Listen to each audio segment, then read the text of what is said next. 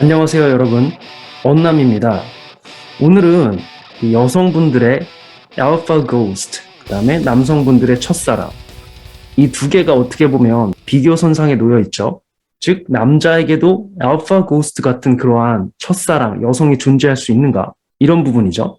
그런데 여러분, 이 알파 고스트, 여성들의 알파 고스트와 남성분들의 첫사랑이라고 말할 수 있는 이 두 가지를 비교하는 거는 정말 남자와 여성의 어떤 연애의 기제를 모르고 생각을 하고 비교를 하는 거죠. 그 이유는 남녀의 서로 다른 성 전략에서 일단 나올 수가 있는데요.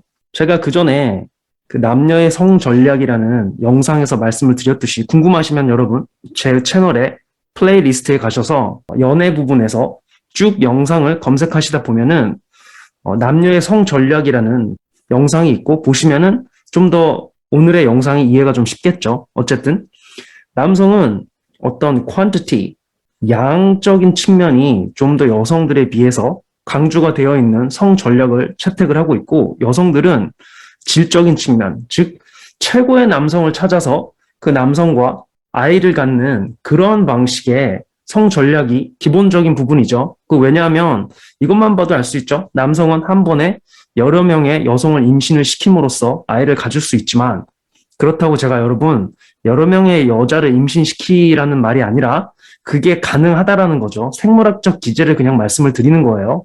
여성은 한 번에 한 번밖에 임신을 하지 못하며 한 번 임신을 하면 그 이후로 몇 년 동안에 그 아이와 관계에서 시간적으로 자유롭지 못하는 그러한 기간을 갖게 되죠. 이게 더욱더 여성에게 크리티컬한 이유는 그 3년 정도의 시간을 적어도 3년 정도의 시간은 아이와 꼭 붙어서 시간을 보내야 그 아이가 생존을 할 수 있게 되는데 시간이라는 개념은 여성에게 굉장히 중요한 어떤 연애 시장에서의 가치이기 때문에 그러한 가치를 희생을 하면서까지 그 아이에게 집중을 해야 되는 거죠. 플러스 임신을 하게 되면 본인의 또 고유의 가치인 두 가지 가치, 시간과 뷰티 중에서 또 뷰티가 소모가 되는 거죠. 임신을 하게 되면 체중이 늘게 되고 바디 쉐입이 바뀌게 되고 즉 여성은 한 번의 아이를 갖기 위해서는 뷰티와 시간이라는 즉 두 가지 연애 시장에서의 굉장한 큰 가치를 희생하면서까지 그 아이에게 집중을 해야 되는 거죠. 반면에 남성에게는 이 시간과 뷰티라는 룰이 적용이 되지 않는 거죠. 물론 본인의 어번던스를 사용해서 아이를 보호해야 된다라는 책임은 있지만 이 어번던스라는 거는 상대적인 거고 그 크기가 굉장히 상대적인 거죠. 더 많은 사람에게는 그 아이를 케어하는 데 드는 어번던스가 별로 크게 느껴지지 않을 수도 있죠. 그래서 어번던스가 많은 하이 밸류 맨의 경우에는 아이를 하나 갖는 것이 그렇게 본인의 연애 시장에서의 가치에 어떤 엄청난 희생을 강요하게 되는 건 아니에요. 물론 그 남자는 그 아이에게 또 아이가 잘 자라게 하기 위해서 그 아이와 여성을 보호하고 그러한 어떤 책임감 있는 행동을 해야 되겠지만 그렇다고 해서 뭐 그렇게 시간을 사용하고 어번던스를 사용하는 게 이 남자가 하이 밸류 맨이라면은 그렇게 연애 시장에서의 가치가 엄청나게 깎이는 일은 아니라는 거죠. 여성에 비해서 상대적으로. 이러한 차이로 인해서 좀 여성이 본인이 인생 처음으로 인생 알파라고 인식을 했던 그 남자, 즉 알파 고스트, 그에게 받았던 영향력과 남성이 처음에 장기적인 연애 관계로 들어갔던 그러한 상대, 즉 첫사랑, 이 두 개를 비교할 때에는 이게 처음에 만났다라는 공통점은 있지만 이걸 이 두 대상을 비교하기에는 너무나 큰 차이가 있다라는 거죠. 그래서 이 알파 고스트가 그 여성에게 갖는 의미는 굉장히 큽니다. 남자의 첫사랑보다. 왜냐하면 여성이 그 알파 고스트에게 투자했던 부분들이 너무나 많기 때문에. 즉 본인의 인생 대원칙도 깼죠. 그 깬 상태에서 그 남자의 프레임에 들어가게 되고 혹시라도 그 남성의 아이를 임신을 했을 때에는 아까 말씀드렸던 것처럼 시간과 뷰티라는 굉장히 큰 연애적 가치가 희생이 되는데 그러한 것들을 감수한 마음으로 진짜 임신을 했던 안 했던 적어도 그러한 것들을 감수하는 마음으로 그 남자의 프레임 안에 있었던 거기 때문에 그러한 상태에서의 알파 고스트가 여성에게 갖는 임팩트와 남성의 그 첫사랑, 처음으로 그러한 관계를 가졌던 첫사랑과는 큰 차이가 있는 거죠. 물론 남성 입장에서 베이다 심핑을 하면서 본인의 어번던스를 투자했을 수도 있지만 하지만 여러분 이걸 아셔야 돼요. 보통 첫사랑과 알파 고스트는 어릴 때 만날 확률이 높죠. 근데 여성의 알파 고스트인 경우에는 여성이 자신의 최고의 가치가 있는 상태, 즉 본인의 최고의 시절, 최고의 뷰티를 희생하면서 그 남성과 있었을 확률이 높고, 남성이 처음에 본인의 첫사랑을 만났을 때에는 본인의 가치가 굉장히 낮은 상태죠. 뭐 10대 후반, 20대 초반. 아주 솔직히 얘기하면 남성의 전성기는 아직 오지 않았고 남성의 가치가 굉장히 바닥에 처해 있는 상태인 경우가 대부분이죠.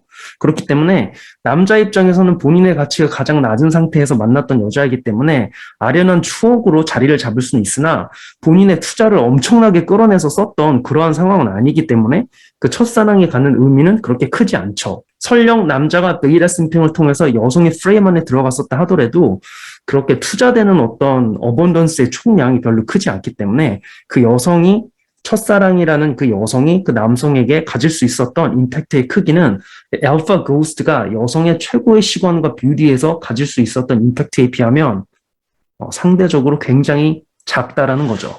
어디 한번 통계적으로도 한번 가볼까요? 여러분, 제가 말씀드렸죠. 현대사회에서는 여성들이 남성들처럼 연애를 하는 그런 전략을 선택을 하게 됐고, 이 미국에서는 여성들이 보통 20대 중반을 지나가면서 20대 때 어떤 virgin, 동정의 여성의 숫자와 동정의 남성의 숫자를 비교를 하면 동정인 남성의 숫자가 월등히 많죠.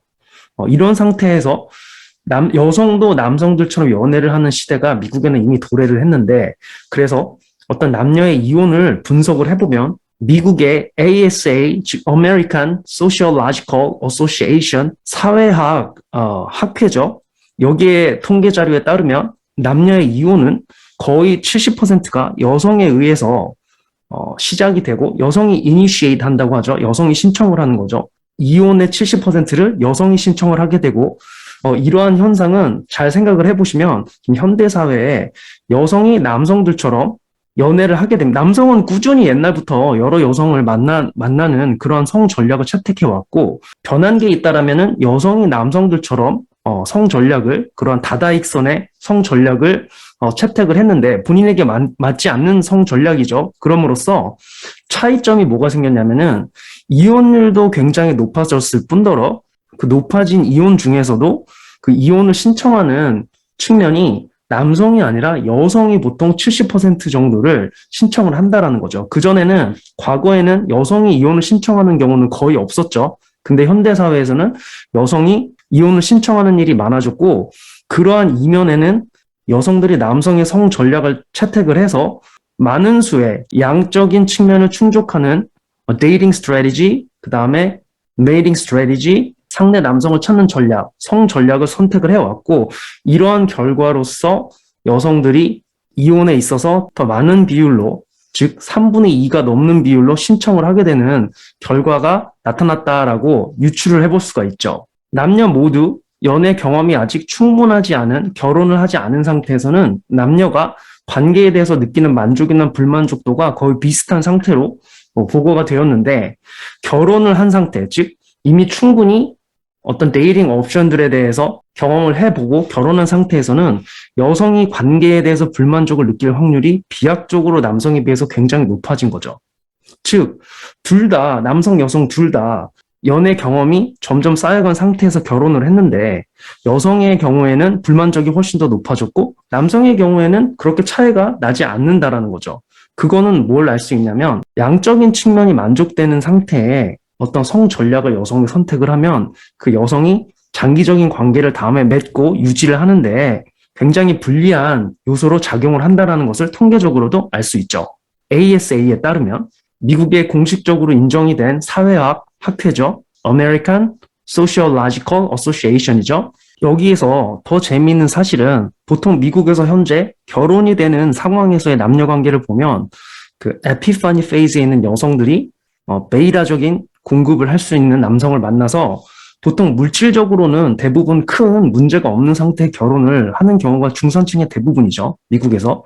그런데도 불구하고 어떤 결혼 생활에 대한 관계 불만족이 나타났다라는 건 분명히 이것은 어떤 정신적인 부분의 문제이고 만족을 나타내지 못하는 부분을 생각을 해보면 알파 고스트가 그 여성에게 만들어냈던 어떤 그러한 마음의 데미지를 무시를 할 수는 없다라고 저는 유추를 해볼 수가 있는 거죠. 즉, 이 베이라적인 공급을 잘할 수 있는 남성을 만나서 결혼을 했지만 그 안에서 무언가 채워지지 않는 그 여성의 어떤 욕구들, 여성의 어떤 필요들, 이런 것들에 의해서 여성이 이혼을 신청을 하는 율이 굉장히 높아졌고, 심지어 본인의 인생 알파였던 남자에게로 돌아가서 바람을 피거나 혹은 그와 비슷한 남자들을 찾아다니면서 이혼을 하고 이혼으로부터 얻어낸 그러한 자원으로 또 그 다음 남자와 관계를 이어가는 방식으로 최악의 경우에는 이렇게 일어날 수도 있다라는 거죠.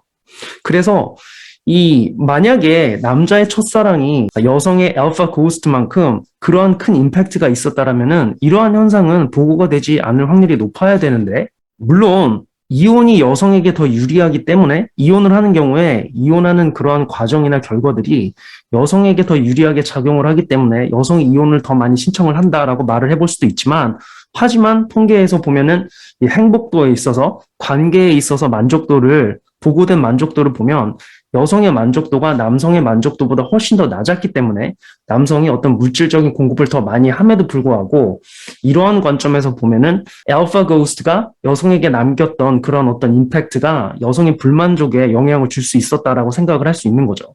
분명히 정신적인 부분에서 상대 남성에게 만족을 못하고 있는 것이기 때문에. 반면에 남성들의 행복에 대한 만족도는 결혼 이전과 결혼 이후에 별 차이가 없다라는 것을 봤을 때 그렇게 첫사랑이 그 남성의 마음에 정신적으로 크나큰 임팩트를 남겼던 건 아니죠. 그래서 알파 고스트와 남성의 첫사랑, 이 둘을 비교를 해보면 이 정신적이라는 측면에서는 알파 고스트가 여성의 정신적인 측면에 남겨놨던 그러한 영향력과 남성의 첫사랑이 남성의 마음 안에 남겨놨던 어떤 정신적인 영향력을 비교를 해보면 이거는 거의 비교가 불가능할 정도로 굉장히 큰 상대적 차이를 보인다는 거죠. 오늘은 여러분들께 여성의 알파 고스트, 그 다음에 남성의 첫사랑, 이 둘을 비교해보는 시간을 가졌고요. 또 금방 더 높은 수준의 영상, 적어도 비슷한 퀄리티의 영상으로 여러분을 찾아뵙겠습니다. 감사합니다.